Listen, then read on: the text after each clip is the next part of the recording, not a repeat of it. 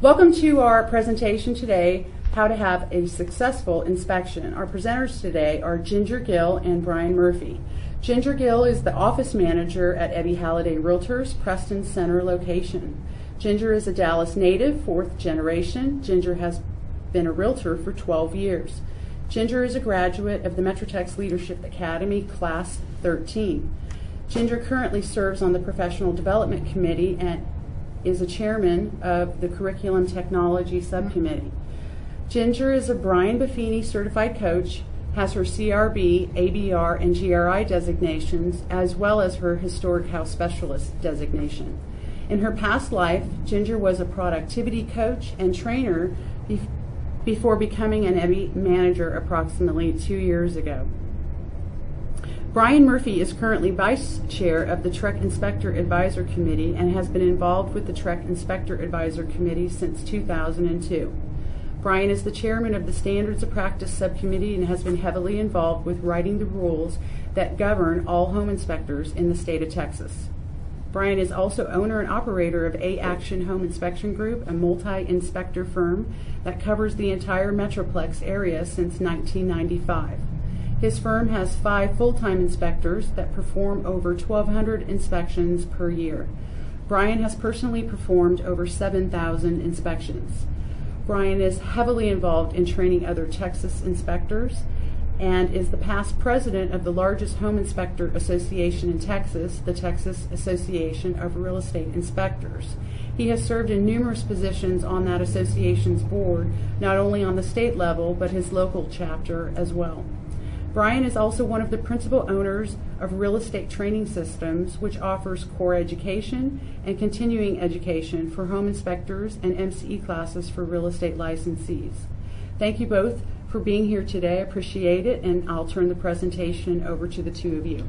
Thank you, Annette. Thanks, Annette. We really appreciate it. You know, today, Brian and I just want to help you a little bit understand what the process is and what we think you should do, seeing it from a real estate agent's point of view and an inspector's point of view. So first, let's talk about preparing your seller. The seller needs to be prepared immediately to know that their home is not as perfect as they think it is because they've gotten comfortable living in the home. You know, and so I've lived there for a long time, and so I think everything is wonderful. But unfortunately, we're seeing it through the buyer's eyes. Right, Brian? That is correct, Ginger. And also we want to prepare the seller to let them know the reason why home inspectors, even after the fact, you know, they believe they have the perfect house, but when an inspector comes in, they're regulated by a set standards of practice, and that codes change every 3 years. The standards of practice change about every 5 to 6 years. The home inspector is required to call certain things out. So even though there are findings that are going to be documented in the inspection report, it doesn't mean they have a bad house. It just means that there's been some changes in the inspectors trying to inform the consumer and give them the condition of the property. It's really important to help the seller be prepared for the fact that they are not going to be living in this home anymore. They're moving their home somewhere else. This is going to be a house to them now. They need to let go of all their emotions and accept the fact that a new person's going to own it, and the new person is going to see it totally different than they do. So really help your sellers let go and be ready to move to their new home, and that's where their mindset needs to be. Have them imagine handing the keys over to the new homeowner after they've closed, the money's been deposited into their bank account, they've moved on to their new house, and everybody is just thrilled to death with the whole transaction. Help your sellers be prepared. The next thing you really have got to talk to your sellers about is depersonalizing and decluttering. When you take this listing, this is the first thing you need to do. Take all the personal photographs and diplomas off the walls. They need to be looking at the house to see it to be their new home, not where you are and trying to figure out who you are. Get all the clutter off. You're moving anyway. Get a pod, get a storage unit, pack everything up, pretend like you're already moving. So let's just get going. Right, Brian? That is correct, Ginger. And when we talk about decluttering, we know that it's recommended that you remove stuff out of your home. Just like Ginger said, that we need to move everything to a pod or move it to a storage facility. Don't move it all into one room. Don't move it all into the garage, because what we're trying to do is declutter the home so people can get traffic through the home and move through the home. Also, you don't want to block things. You don't want to put everything in the garage where it blocks the water heater or where it blocks the panel box. So it's very important. So when they're decluttering, that means removing it from the property, putting it in a pod, putting it in a storage facility, or moving it to relatives. If they can't afford something, have them remove it from the property and store it off-site at the time. Because, Brian, that what they don't really realize is that an inspector is not going to be moving the boxes around. They're not going to be moving things to get access to the different things that an inspector has to inspect. That is correct, Ginger. So what's very important, so preparing the seller to know that somebody's coming into the home and they need access to certain things. It's very, very important that you have ease of access to the panel box. If you have a crawl space that it was even hard for you to find, well, think about how hard it's going to be for a stranger who's never been to the property before having to find the crawl space access. So if the crawl space is in a closet under the carpet, leave a note, for the inspector on the countertop. Crawl space access is in the hallway closet. The panel box is located in the master bedroom closet, or the crawl space access we have found sometimes that's outside and it's underneath the deck, and they have this little hatch they remove from the deck so somebody can go into the crawl space. So if it's hard to find, leave a note behind for the inspector.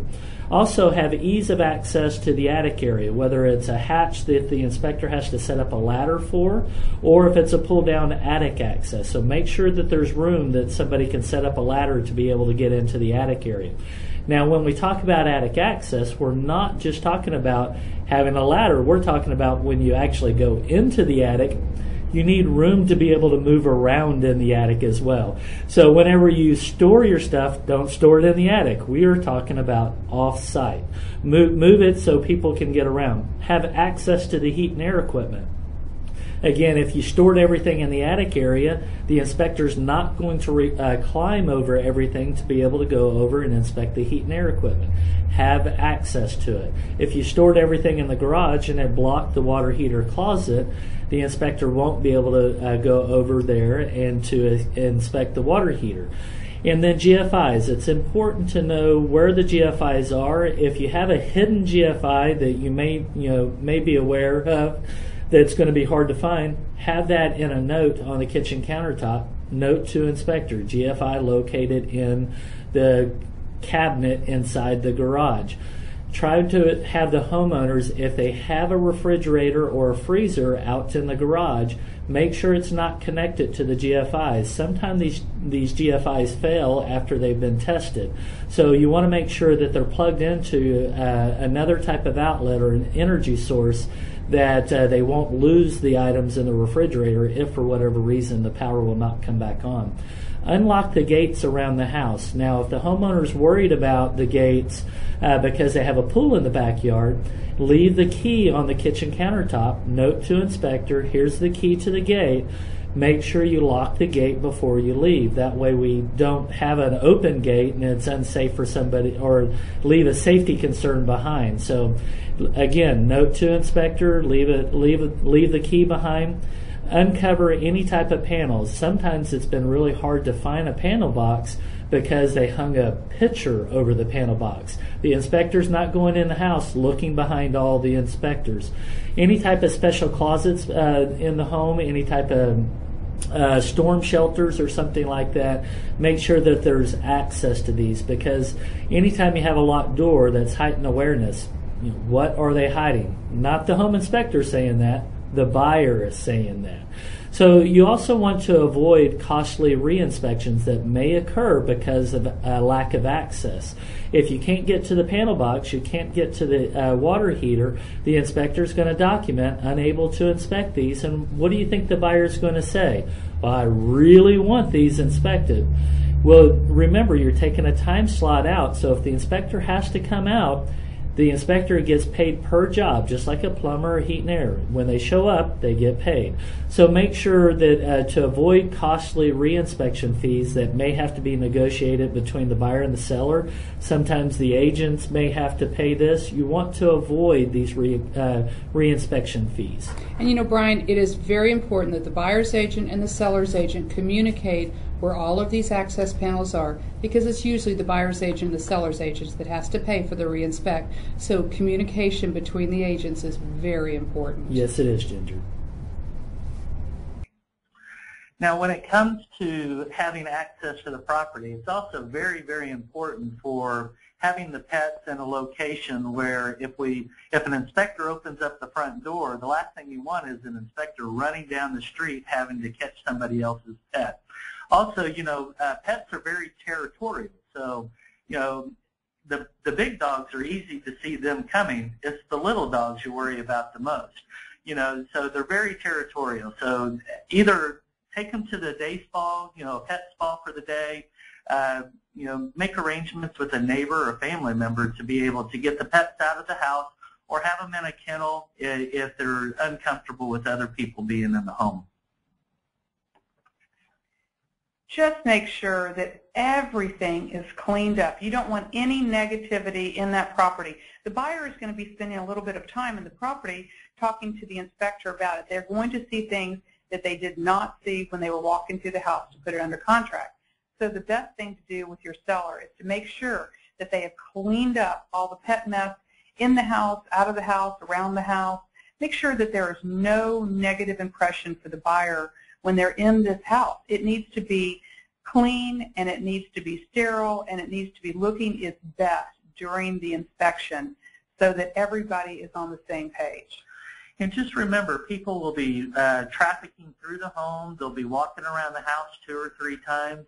If the pets have left a lot of little landmines in the backyard, somebody may step into that and then start walking through the home. Sometimes while they're walking around the home, they don't pay as much attention what's actually on the ground. And the last thing you want to do is start staining the carpet or having somebody dirty up the carpet while they're walking through the property. Exactly, exactly. Now, you want to make sure that you talk to your seller. You know, I am a big advocate for this. I think you should have all properties pre-inspected. And the reason you need to have it pre-inspected is because your seller does not want any surprises, especially if your seller's been in the house for a long time. They want to make sure that they're reducing their liability, that they have the time to repair things. And of course, any of these inspections are going to have to be attached to the seller's disclosure, but the good news is your seller has the opportunity to fix them and note that on the seller's disclosure, and it makes it look like they really do care about the property to the buyer. It shows that they care and they want the buyer to have a good property.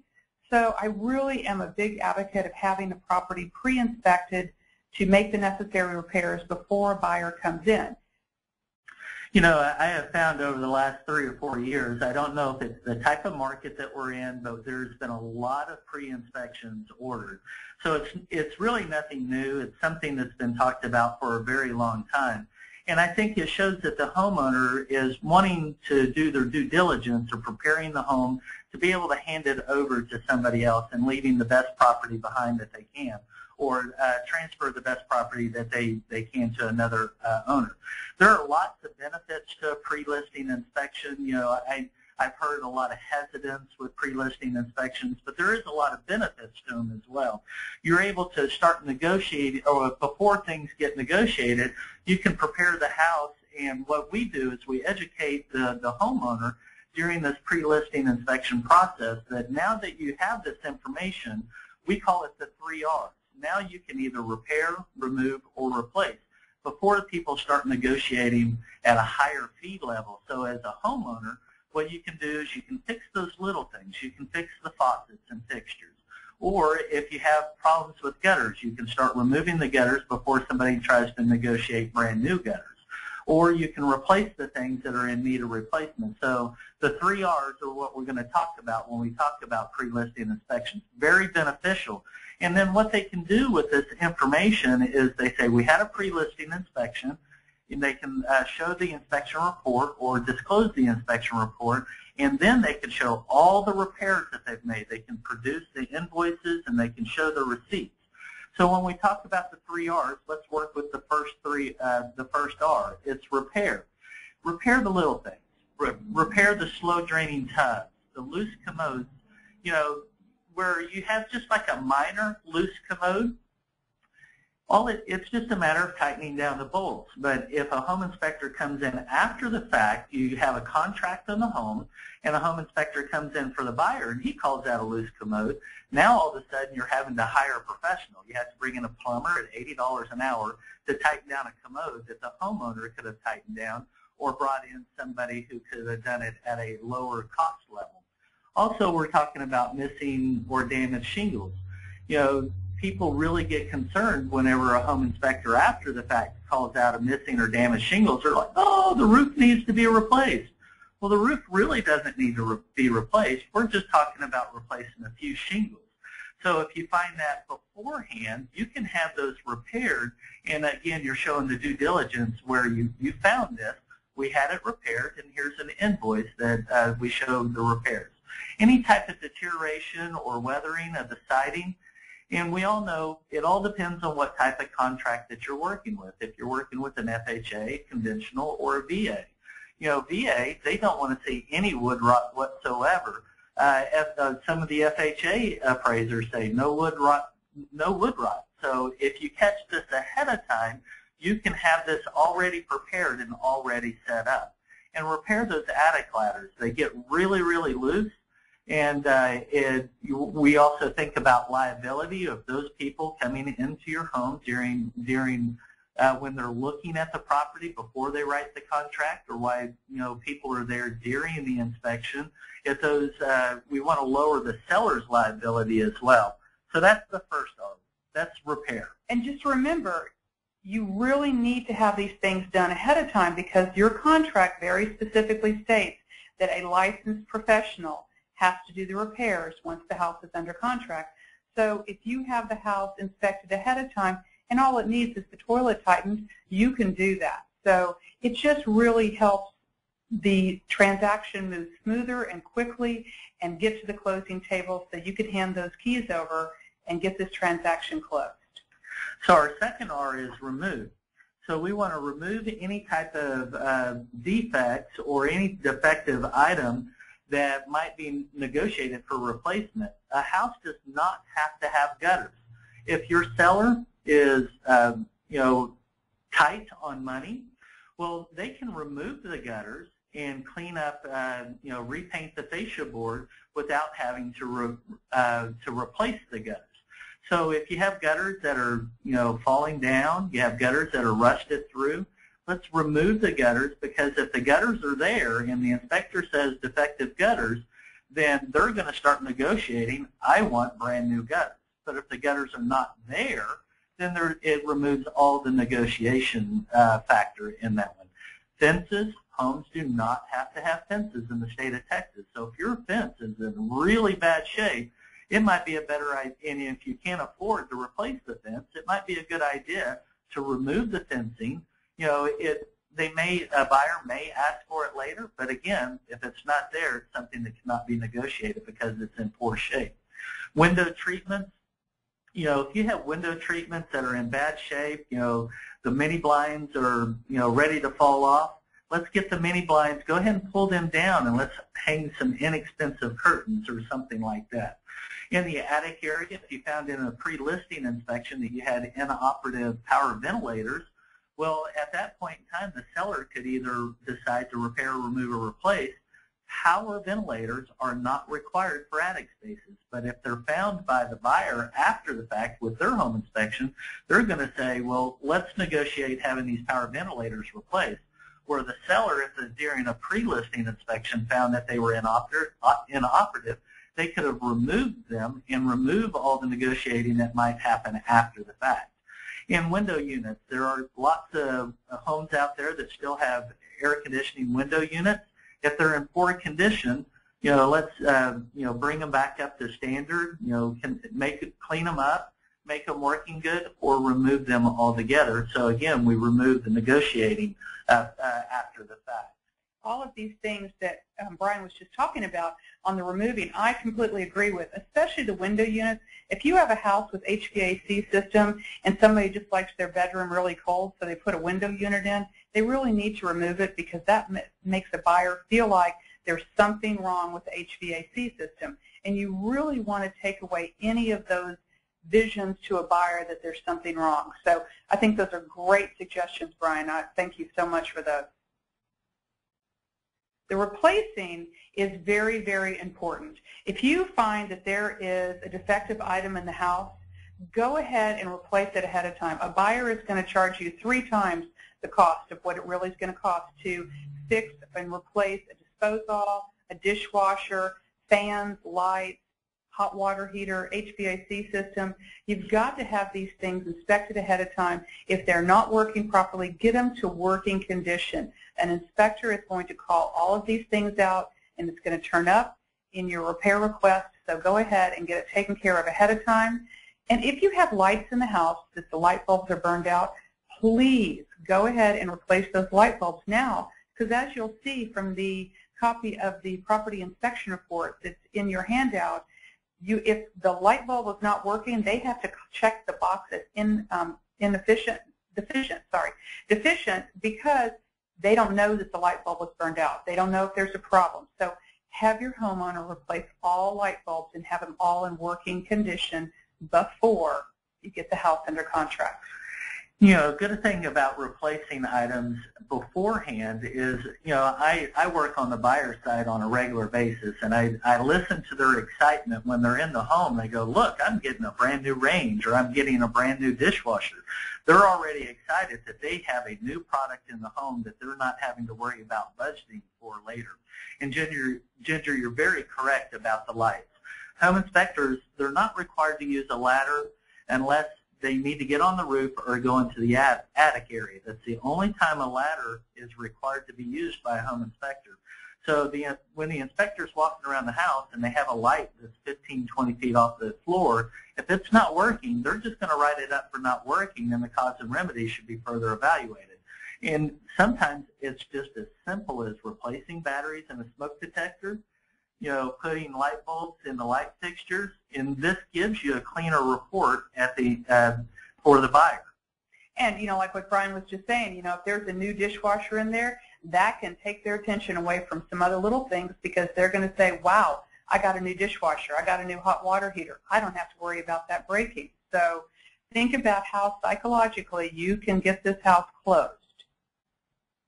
Now here, this one is, make sure on your promulgated contract, everybody reads your contract, because it is very, very clearly stated in paragraph 7A. Everybody always thinks it's per the option period. Inspections have nothing to do with the option period. But the buyer has the right to inspect the property. And that's not just for inspection. That's, they have the right to inspect anything that they want to in the property. So make sure that you read paragraph 7A. They have the right to inspect, and the seller must turn on all utilities before the inspection happens. So the turning on utilities is the seller's charge. They need to get that done very quickly, and they need to give the buyer the access to do any and all inspections. Now, just as a quick reminder that if you're having questions or you've thought of a question, go ahead and go to the question chat box and start submitting your questions now. That way we can answer the questions towards the end of this presentation. So as a reminder on the 7A, or on the contract in 7A, when we talk about inspections, that's not just the home inspection. This is for the buyer to walk through the property at any point in time, so the utilities need to be on for that buyer. Sometimes, you know, I see the buyers, they bring in the people who want the floor, they want to measure for floors. The buyer needs to have, you know, want somebody to come in as a general contractor to start giving them estimates. The appraisal is an inspection. If the home inspector called out that the HVAC needs to be further evaluated, that's also an inspection. So whenever we look at the contract at 7A, it's just not home inspections. This is any inspection that the buyer wants during this period. And remember, it has to be a licensed inspector, licensed by TREC, or otherwise permitted by law to make inspections. So let's talk about a little bit here about the buyer and how they choose the inspector. These buyer's agent, do not ever pick the buyer inspector. Let the buyer hire their inspector. They pay the inspector, and the inspectors have a little form that they can check the box, and the buyer's agent can get a copy of the inspection report. But to lower your liability as a buyer's agent, let your client pick their inspector. You can give them a list of 3 inspectors that you have used in the past and had good luck with. They may already have an inspector that they like through a friend or a family member. That make sure that the buyer is picking the inspector and hiring the inspector.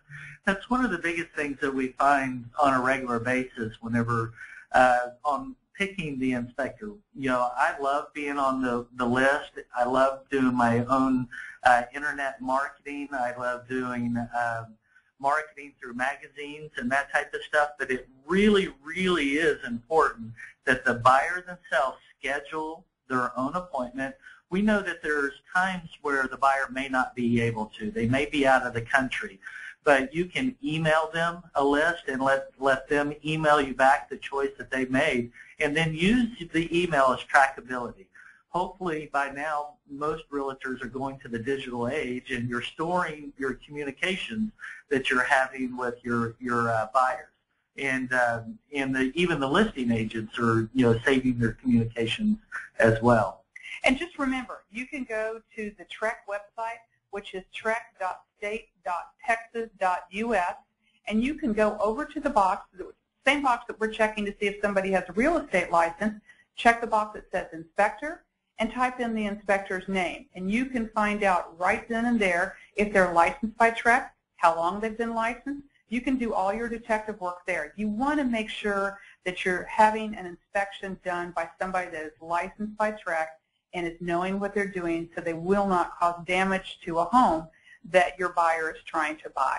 It's also, I encourage you, if you have inspectors on a list currently, just pull out the list, go to the TREC website, and make sure that those inspectors are still licensed. It's unfortunate that we've gone through some hard times here recently over the last couple of years, and there are reports of inspectors out there working without a license.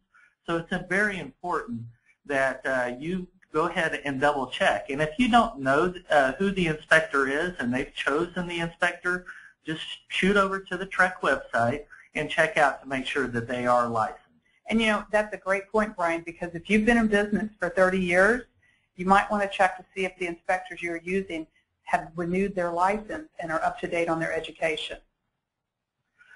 So just remember that you want to also check the qualifications of the inspectors that they are using. Not all inspectors are created equal. That you have some inspectors that are out there that may be brand new in the business. Now, we all started somewhere. You just remember that. You as a licensed agent, you were new at one time. So find out what type of mentor they had. Find out what their qualifications are and make sure that they're going to protect your client, because it's all about the consumer and protecting the consumer. So one of the other things that you also want to check for as well, when they're booking their appointment, it's very important to be able to check to see what am I going to get with this home inspection. Again, not all inspectors are created equal, so not all inspectors perform a termite inspection during the process or even schedule to have a termite inspector there at the time. Not all inspectors perform a pool inspection, and not all inspectors do their own septic wells. If the home has stucco, they may not do the stucco portion of the inspection. They may or may not include the sprinkler system during the inspection. So make sure that you know what the house, the condition of the home, what's at the home, and that everything can be performed at one time, or you might need to schedule other people during that option period as well. We've had cases where people call and book appointments with us, or not book appointments with us, they booked with another inspector and found out at the time of the inspection their inspector's not going to do the sprinkler system and pool, and then they call our firm and schedule just a pool-only inspection. So just remember, try to make sure that you can get everything done during that one inspection, or hire multiple people to come during your blocked out time for inspection, because the option period, is something that you're closing in on, and that you want to be able to get all those inspections performed during your option period. Just remember, you and your client's time and money is very important, and you need to make sure you know what's getting inspected ahead of time. And if your client wants all those inspections, then you need to make sure that the inspector they're hiring is licensed to do all of those inspections. Now let's talk a little bit about how we're going to prepare this buyer. We've talked a lot about the seller, but let's talk about the buyer. When the buyer is going to be doing an inspection on a home, you need to really make sure that the buyer understands that the inspector is there to do an inspection. He has hired them to do that. They have not hired them to be their babysitter. It is very important that you, the buyer's agent, is always present in the home with your buyer when they're there. I personally think it's important to tell your buyer, we're going to go the last 30 minutes of this inspection, because otherwise we're going to get in the inspector's way. The inspector is going to be turning everything on, running all the water. We cannot have everyone in the house turning things on and off, because that's going to make the inspection go longer. The inspector might miss something.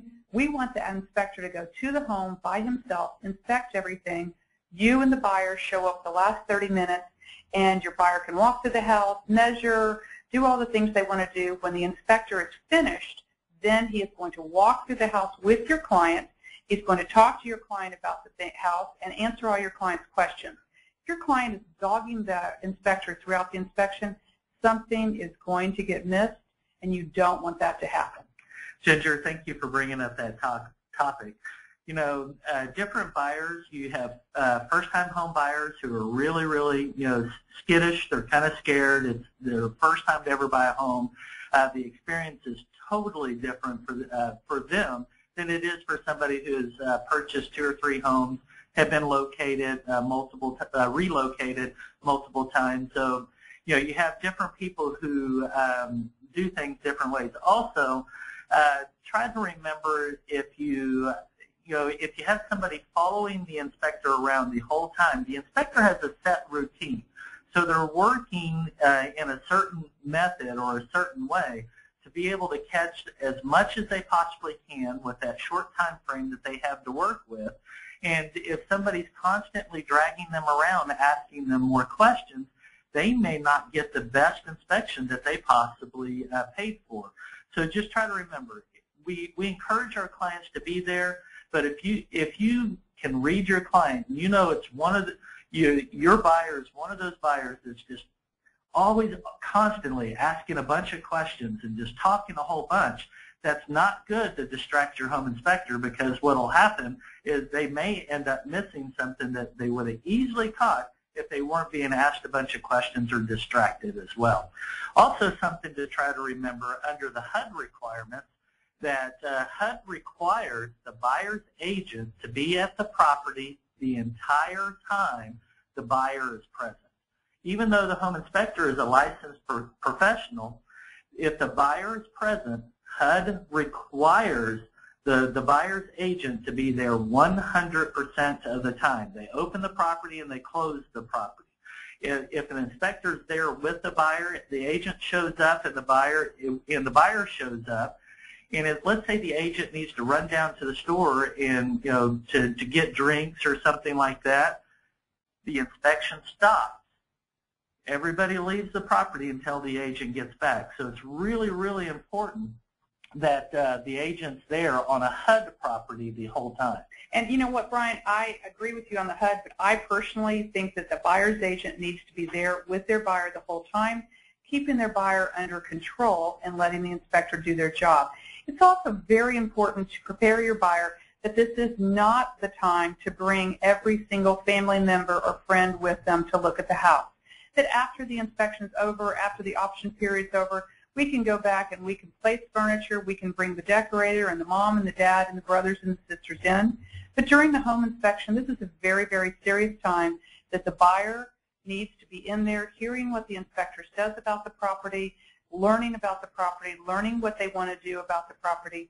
It's not a time to have all these different children and people running through the house. It will detract from what the inspector's doing, and it will take the attention away from the buyer, who is the client of the inspector. Yeah, it's funny because we in our inspection reports we document who's present at the time of the inspection, and we'll document if the buyer, seller's there, the agent's there, and if there's other family members there, we document the other family members as well. And there have been a couple of times where in my inspection report where I document who's present at the time of the inspection, I write the entire family. So it's a little hard on the inspector whenever you're bringing in Uncle Joe that's asking the inspector question, Dad who's really wanting to make sure the daughter's buying the right house, Dad's asking a bunch of extra questions. During the inspection process, nobody else should be doing any other inspections other than the inspector themselves. We've had people show up where they brought Dad with them, and Dad wants to say, well, I'm so-and-so, I've bought X amount of houses, I'm going to be doing this stuff as well. They're not a licensed inspector, so they cannot be performing their own inspections. That's what you hired a competent inspector for. And remember, at that point, the buyer does not own the house yet. The seller still owns it. That's why we have a licensed inspector in the house inspecting it. So be very careful about what you allow a buyer's father or friend to do in a house. To kind of lower liability for everybody as well is, we trust as many people as we can, but you don't want somebody to have a he said, she said type scenario, and something comes up missing or something like that, and then we have to say, well, there were 10 people here. So it makes it a little bit hard. So it's very important. That inspection, that 2, 3, maybe 4 hours, that time period is for the inspector, the agent, and the buyers. I agree totally, Brian. Thank you. Now, let's talk a little bit about understanding the inspection process. A good home inspector understands their place in the inspection. You want to bring in somebody who's non-biased, not overly opinionated. You want to find out what the actual condition of the property is and get that condition, the information over to the buyer so they can make a good home buying decision. So try to also remember that the inspectors are regulated by the Texas Real Estate Commission, and they do have a set standards of practice. So the inspector is going to be calling out things during the inspection that may or may not have been required at the time the home was built. But a good inspector will convey that information over and say that this is what we're reporting on. This may or may not have been required at the time the home was built, and try to direct the customer to be, or the client or the buyer, to be able to make a good decision on what they should be asking for, or maybe not what they should not be asking for. A good inspector, like Brian said, is going to know who his client is. If it's a first-time home buyer, agents, please tell the inspector, this is a first-time home buyer. It helps the inspector know what to say and how to handle a first-time home buyer. If it's somebody that has bought 15 rental properties and they're an experienced buyer, tell the inspector that too. It helps everybody be on the same page if the inspector understands the buyer. And if it's a first-time home buyer, he'll be a lot more detail-oriented to help them understand the process. Make sure, though, that you understand that the inspector is a general practitioner. This is like your doctor. You go to the family doctor to find out if you need to go to a specialist. So the general inspector is coming into the house, and he is inspecting the property to see if you need any specialists called in. So it's important to have the inspector there first, and he will help guide you as to whether it's necessary to get deeper into the whole inspection route. See, this will save the buyer money in the long run. I've been on many inspections to where the buyer, when they were walking through the house and making the decision, which house am I going to pick, so they narrow their decision down to one particular home. but they remember just a small crack in one location. And you know, Texas, we do have all the soil. If they're not familiar with Texas, they start hearing horror stories from other people, or they start doing some research, and they're really, really worried. And so they bring in an engineer at the same time the home inspector's there, where the home inspector could have said, no, this is just a common everyday crack. There's nothing to worry about. But you know, because of the heightened concern, they may have paid an engineer $500 at the same time they hired the inspector to come in for whatever price the inspector charged. Where at that, you know, the general practitioner is the inspector will say foundation is performing well, giving adequate support, no engineer is necessary. So the client actually spent $500 that they may have not needed to spend. So just we can save them money by, you know, if somebody had a bad experience in the past about heat and air equipment, so they went ahead and brought the heat and air company in, let the home inspector do their job. Let them refer them on to the actual necessary people. So that, with that being said, it's very, very important that once you have a signed contract, you need to start scheduling.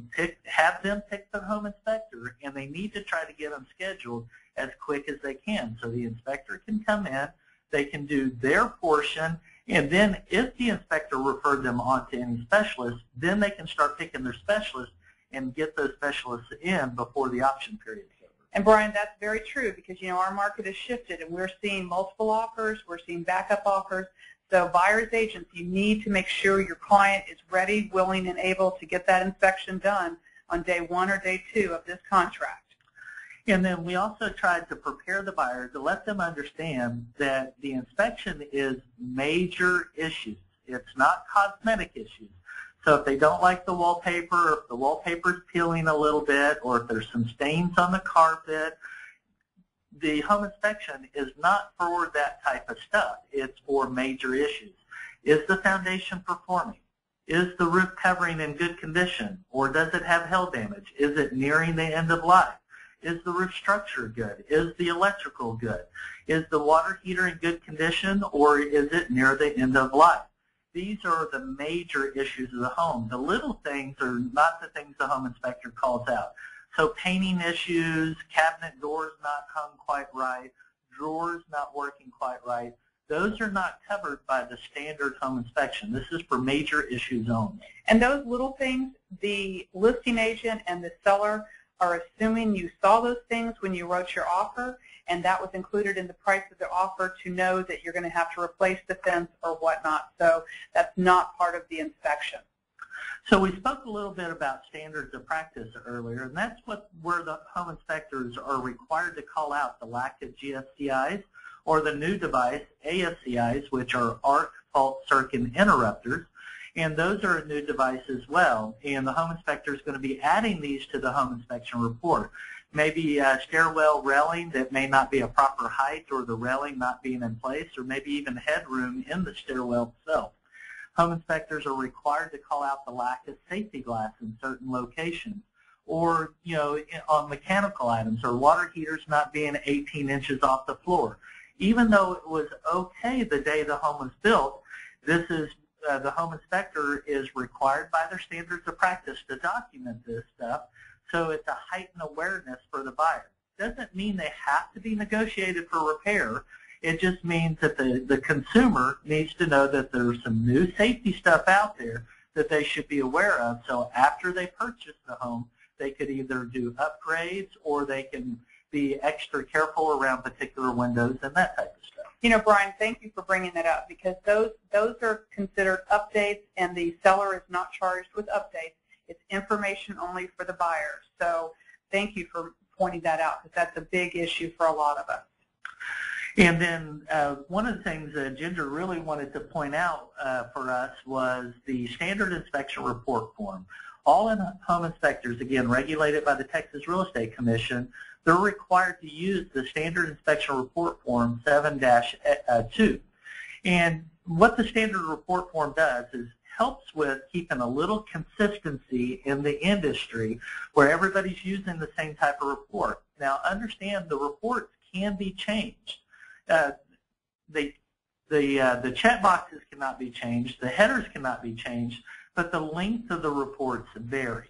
So you may see a 5-page report or you may see a 30-page report. That is all allowable type of stuff that can occur during the inspection process. So the inspector would add photos, they'll add illustrations, they may add additional attachments. Some reports may have a summary report, and some inspectors choose not to have a summary report. So these are all things, as long as the home inspector is using the minimum standard inspection report form, then they start adding their documentation there. So you can have checkbox type reports, or you can have an all narrative type report. Now, I do give you some caution when it comes to the report summary. A lot of the attorneys do not like seeing reports summaries because it could mislead the consumer on the actual true condition of the property. Summaries are used to really just pick out the major issues, so it points out what you might consider focusing on if you're going to renegotiate. We're not saying you have to, but if you're going to renegotiate, you might consider the information on the summary. But the summary is just that. It's a summary of major issues only. So you want to make sure that everybody reads the entire inspection report. You know, and please just remember, agents and inspectors are not to be the ones to make the decision whether a buyer should move forward or terminate. This is the buyer and the buyer-only decision. We are the information gatherers. We give them the information, and from that information, they decide what they want to do. Do not ever tell a client what they should or should not do. Hey, Ginger, it's funny because every now and then I feel like I'm almost cornered. Do I have to answer this question? Because, you know, as we finish delivering the information, and it's funny because different people react different ways. And during the home inspection, after I deliver the information, they just kind of sit, they stare at me, they look, would you buy this house? And sometimes, you know, and we're actually not allowed to answer that question. And you try to communicate that the fact this is the condition of the property. It's your decision whether you buy or not to buy. It truly is the buyer. Exactly. We are the information givers. We are not the ones that make the decision. So to kind of help with this, a lot of people do not know about the TREC OPI form. Basically, it's the Texas Real Estate Consumer Notice Concern to Recognize Hazards. Now, when you received an email after you signed up for this presentation, there is a copy of this in your presentation. So feel free to print this out, have it on hand. This is something that we share on every single one of our inspection reports. That it basically, the gist of it is the inspectors regulated by the Texas Real Estate Commission, they will call out certain safety items. And so they're going to call out the lack of GSCIs, even though it was an as-built condition, the lack of ASCIs, even though it was an as-built condition, safety glass, smoke alarms, improper installation, and they're going to note all of these as deficient. But this is one of the only forms you'll actually see that uses the word grandfather. If you look in the second paragraph down below the bullet points, it actually uses the word grandfather, meaning these are as-built conditions. The home inspector is going to bring you or give you this information, give you heightened awareness, but it's an as-built condition and it could be considered grandfather. Also in this document, it reiterates, just like the home inspection report reiterates, that this information is for you to make an educated decision, and then you get to decide to buy or not to buy. But no one is obligated to make any repairs to the property. Well, you know, Ryan, we're here at the end here. We're going to do a little recap, and then we're going to answer your questions. Thank you all so much for typing in your questions. Just remember, when you're preparing the seller, make sure that they emotionally let go of the house, they get the house prepared, they have access for the inspection, all their utilities are turned on, and they're ready, willing, and able to do everything they can to get this house in order to go, repairing, removing, replacing, and disclosing, and, in my personal opinion, doing a pre-inspection. The buyer, Brian, What do the buyers need to do in a recap here? The buyers just need to be prepared. They need to pick their own home inspector. They need to be present at the time of the inspection. I understand that they're working for a living and they're paying, they're making money to pay for the inspection, but they really, if nothing else, be there the last 30 minutes so the home inspector can go over the information with them. And also that understand that even though the home inspector reported all these items, no one's obligated to do any repairs. I have seen buyers turn that home inspection after going over the information, turn the home inspection report around, slide it over to the agent and say, I want it all.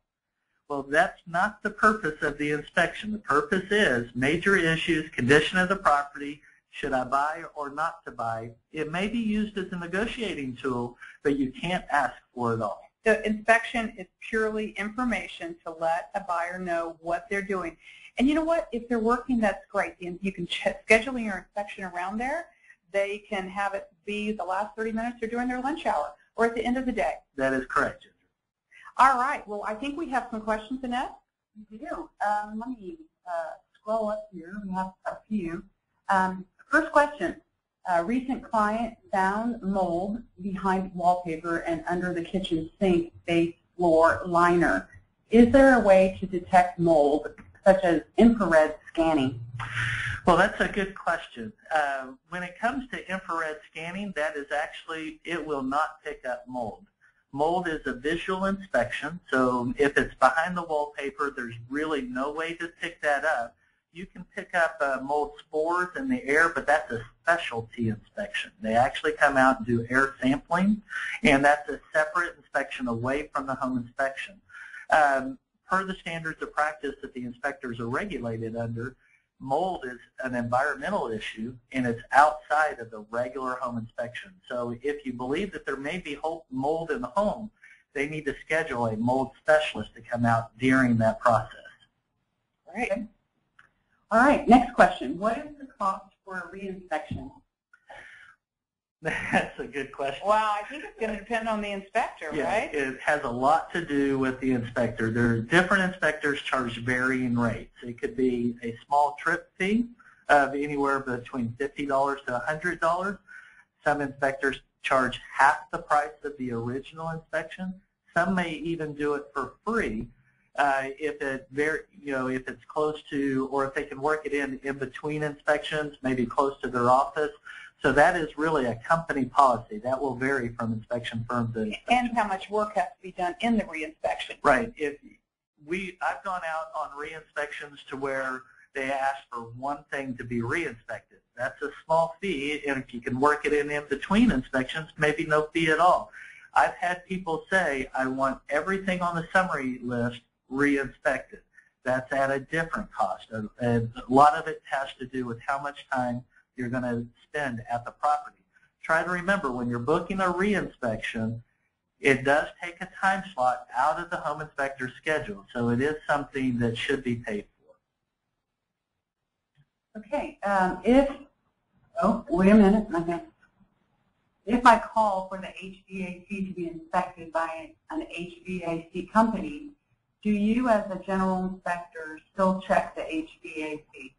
Oh, Brian and I were just talking about that. That is a great question. What, Brian, is a general inspector allowed to do with an HVAC? We do a visual and performance evaluation. We do, home inspectors are not allowed to put gauges on the system to check freon levels or proper freon levels. We're actually not allowed to go very deep into the equipment. We're allowed to take the first panel off to do a visual inspection of the components that are right behind that panel. We're looking at wiring defects. We're looking at cleanliness. We're looking at, are the fuses and breakers properly sized or in good shape, or that type of stuff. But the home inspector will check performance, cleanliness, excessive vibration. They'll also check to whether or not it's cooling within certain parameters. And those cooling parameters vary with different weather conditions, humidity levels, and that type of stuff. So as a general home inspector, we will tell you whether or not you need to be referred on. We'll give you age, nearing the end of its life, and that type of stuff. So if the home inspector, and that's a good add-on to this as well, if the home inspector recommends that the heat and air equipment be further evaluated, it's very important that that gets done. Let's not wave it off and say the home warranty will take care of it later. We want to make sure that that equipment gets further evaluated so the home warranty doesn't come in later and say this is pre-existing. Correct. Right. Yeah, that home warranty will definitely say pre-existing. Okay, next question. When minor repairs are required, like the loop commode, is a professional required in order to validate that repair, or can it still be conducted by the seller? Ginger, I think that's a good question for you. You know what? The contract is very clear that it says it's supposed to be by a licensed professional. Refer back to paragraph 7A. And so that's why I'm a big proponent of getting a house pre-inspected, because it says that it must be done by licensed by a TREC or otherwise permitted by law to make inspections. So this is why it's just a really good idea to go ahead and do a pre-inspection, tighten the commode, do the caulking, do all those things that are necessary ahead of time.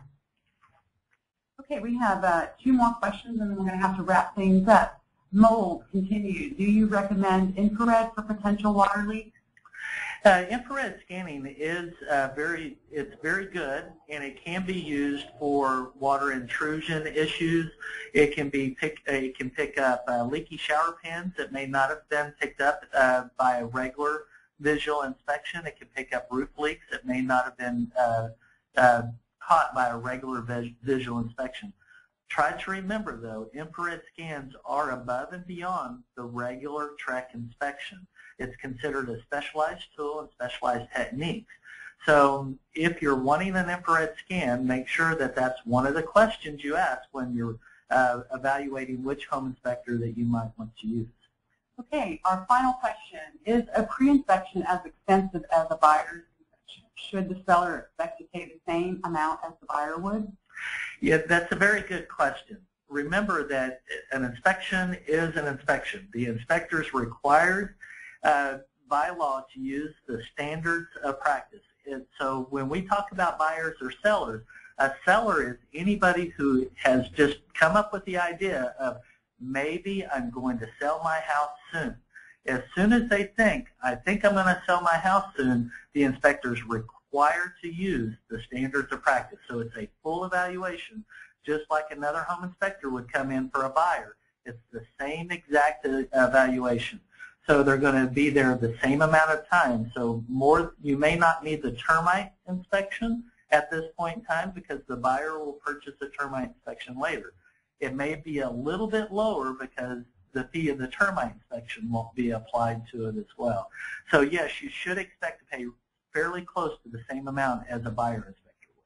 But, you know, it's a definite CYA for a seller. They can get those done. It shows they want to sell their house. It's showing good faith on wanting a buyer to have a house that is livable and has had everything fixed. So I just think pre-inspections are very important. Yes, you do have to attach it to your seller's disclosure, but you know what? You show that you did all the work, and that shows that you really want to get the house sold in good condition. That is correct.